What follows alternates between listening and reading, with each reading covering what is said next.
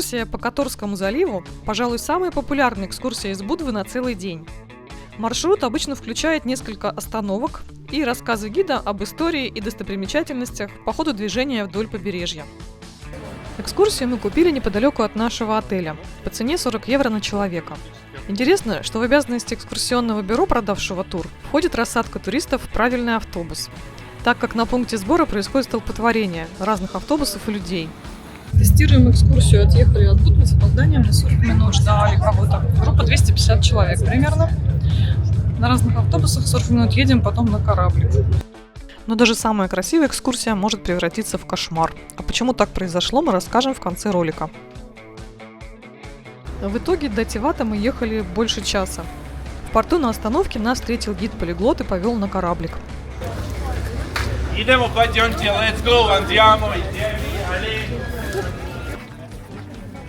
Вот наше плавсредство с красивым названием «Весна». Жаль, что не удалось погулять по Тивату. Город тоже очень приятный. Можно было бы остановиться здесь на ночь, спокойно погулять, а утром поехать на экскурсию. Приготовьте билеты. Мы отправляемся, а гид перечисляет остановки по очереди на 3 или 4 языках.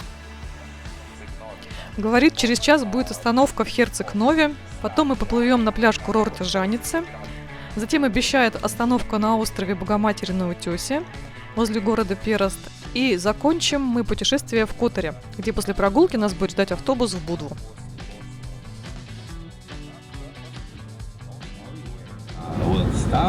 And after visiting town Herceg-Novi, we'll return back to our boat and then we'll go. Немного о нашем плавсредстве. Это небольшой и не очень новый двухпалубный паром с лежаками в верхней части и столиками и кафе внизу. Идет он очень медленно, и сначала мы, надеясь на морской бриз, устроились наверху. Но ветра не было от слова совсем, и большинство потом сбежали от жары вниз, где хотя бы солнца не было.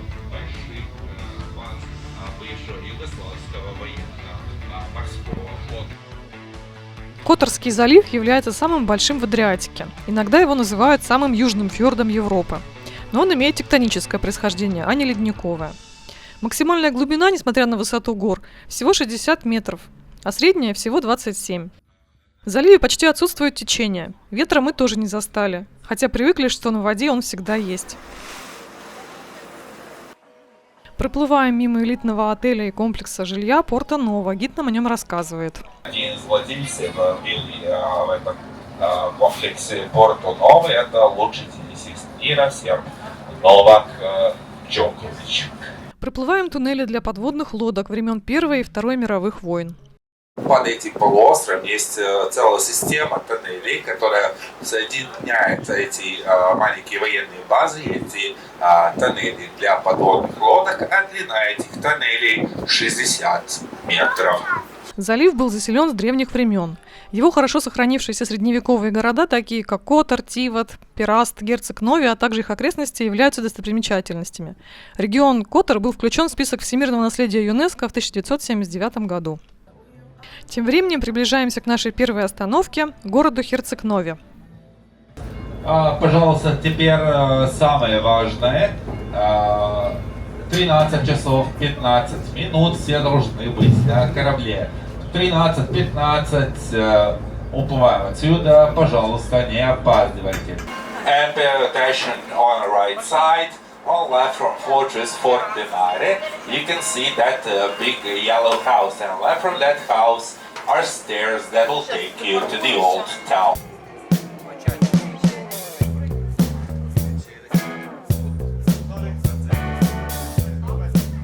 Паркуется наш кораблик в Херцег-Нови. А вот такой звук всегда сопровождал открытие двери. Херцег-Нови был основан как крепость в XIV веке. Благодаря морской торговле получил статус города, будучи под управлением боснийского герцога. Отсюда слово «херцог» в названии. На протяжении столетий город находился под властью Османской империи, Венецианской республики, Австрии, был частью Югославии. Сегодня это курортный город с населением около 16 тысяч человек. Средневековая романтика и множество лестниц. Так отзываются о Херцег-Нови туристы. Нам вон туда. Времени всего час. Смотри, тут можно купить эту, кстати, пекари. Такие запахи из пекары идут.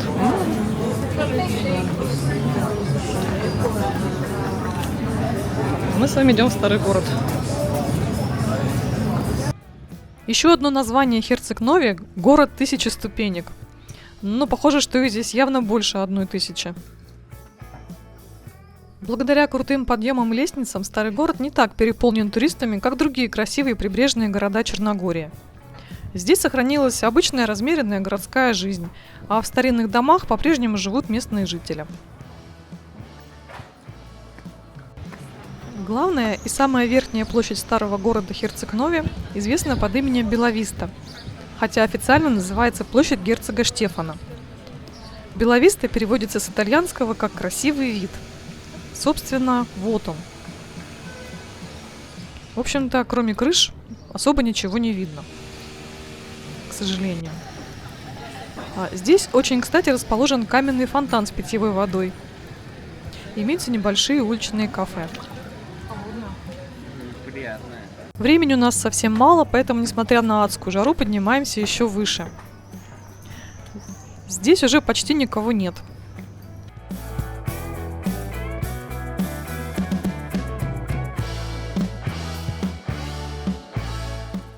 Эта лестница ведет в бывшую турецкую крепость-тюрьму Канли-Кула, которую также называют Кровавой башней. А с нее открываются роскошные виды на залив. К сожалению, у нас не было времени на осмотр крепости. Оплатить 4 евро за каждого, чтобы просто заглянуть, мы не стали.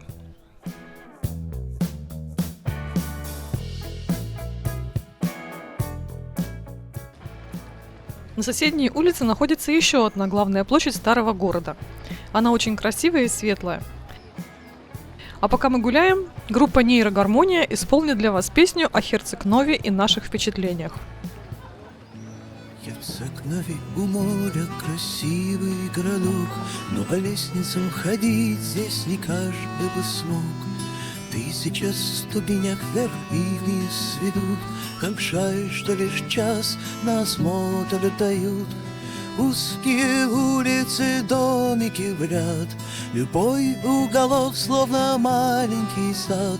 Забудь суету, в тени пальм посиди, вкус кофе и мир вокруг оцени. Два турист и голубь сидят в кафе, синее море блестит вдалеке. За чашкой кофе и в тени от зноя они наслаждаются тишиной и покоем. Херцег-Нови, город 1000 ступенек, туристов мало, никто не хочет твоих денег. Море внизу и кораблик нас ждет, этот город размеренной жизнью живет. Кстати, Херцег-Нови еще называют ботаническим садом Черногории. Ну а пока мы по красивой набережной снова идем на кораблик.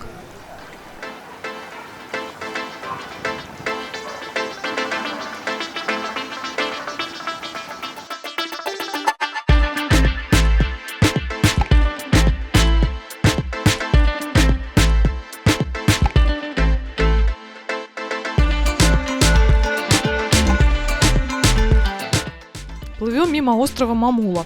Это крепость 19 века, в которой во время Второй мировой войны был фашистский концлагерь, а сегодня роскошный отель. Решение это спорное, отзывы об отеле противоречивые. Подплываем к деревне Жаницы, где нам отведено 1,5 часа свободного времени. В скалах вдоль берега множество природных гротов и пещер разной величины, и желающие за 10 евро могут поехать на экскурсию с возможностью искупаться в этих пещерах.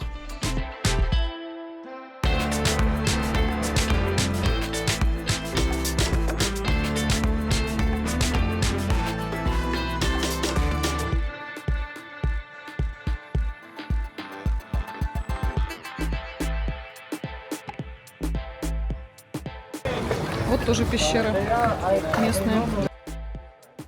Поселок Жаница совсем небольшой. Он состоит из одной улицы, но здесь приятный галечный пляж с прозрачной водой, красивая природа и необходимая инфраструктура. Вдоль пляжа небольшой променад с ресторанами. целом уютное место для тех, кто хочет отдохнуть от толп туристов. Мы прошли вдоль всего пляжа и обратно. Приглашаю вас прогуляться вместе с нами.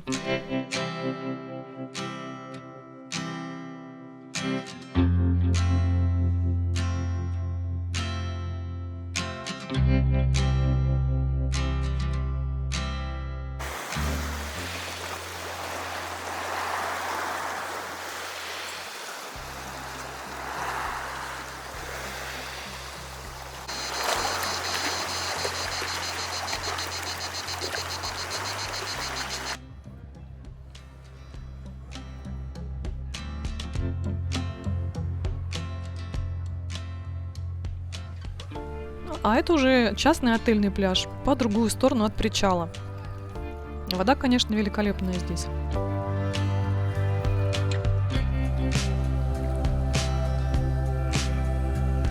Но мы прощаемся с пляжем Жаницы и готовимся к самому длинному 2-часовому переходу.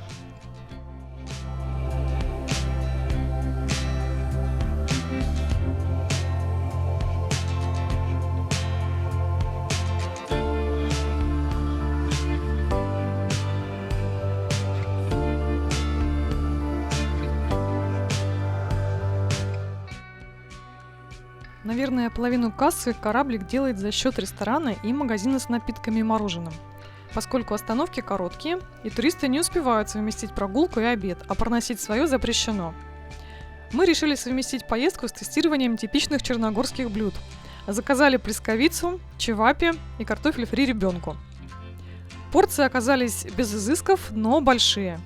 И чевапи и плесковица, то есть котлета, оказались одного вкуса и цвета, хотя разные формы. А черногорское пиво Никшичка тоже было неплохое. Итого оставили на все перекусы и еду около 50 евро на троих. Обслуживание было очень хорошее и быстрое. Ребята старались, были доброжелательные и приятные.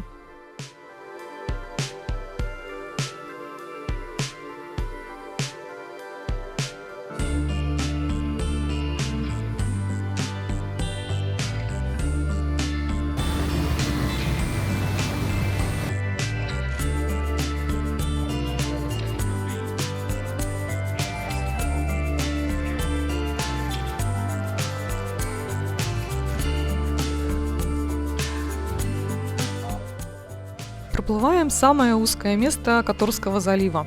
А гид рассказывает о том, что каждый год эту бухту посещает более 500 круизных лайнеров.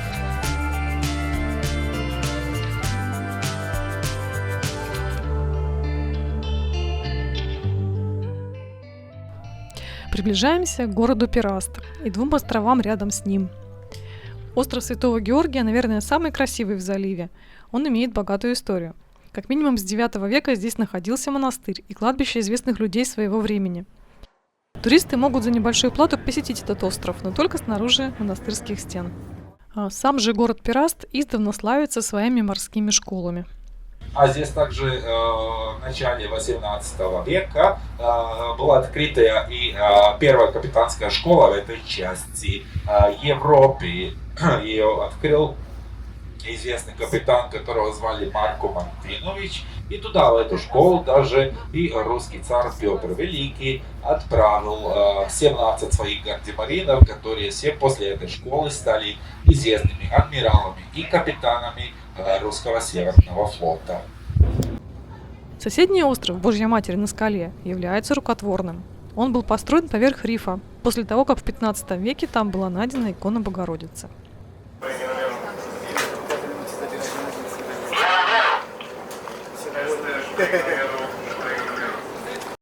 На осмотр этого острова нам выделили 25 минут, что оказалось вполне достаточно для посещения церкви и музея. А вход в церковь и музей стоит 4 евро. Но большая часть туристов сразу пошла в магазин. Остров маленький, но очень живописный. Ну а мы приближаемся к Котору, посвященному вечерним солнцем заливу. Так почему же наша поездка не совсем удалась? Причин несколько. Первое. В эти дни Черногорию накрыла аномальная жара и тучи пыли из Сахары. В воздухе висел серый туман, и море, и небо выглядели не очень. А ведь именно ради красивых видов люди и берут эту экскурсию. Так что совет номер 1. При планировании поездки смотрите прогноз погоды. Второе. Мы много раз плавали на паромах и кораблях в очень жарких странах, поэтому ожидали, что будет какой-то освежающий бриз. Здесь же был стоячий воздух, поскольку кораблик плыл очень медленно. Поэтому совет номер 2. Уточняйте время нахождения на корабле, его скорость и состояние. Про плюсы и минусы групповых экскурсий вы сами знаете. Собственно, плюс у них только один – цена. Нам также повезло с гидом и хорошей командой. Котор сразу понравился. Вот это вот сочетание природы и истории очень впечатляет. Но страшно представить, сколько здесь людей днем, если учесть, что один круизный лайнер вмещает около 5000 пассажиров, а в Которе проживает около 13 тысяч.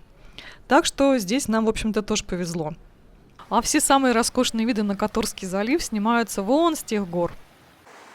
Ну а мы прощаемся с Котором и ждем автобус в Будву.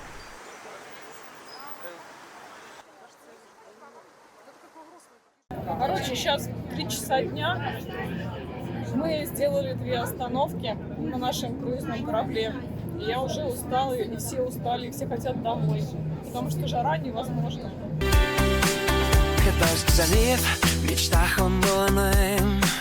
Прохладой веял свежим морским бризом. А здесь жара, усталость и тоска. И время тянется, как сонная река. Об твой Котор, ты красив, но так далек от тех картин, что рисовал я в мыслях. Желание остыть, забыться и уснуть, но паром плывет, и нет этому конца.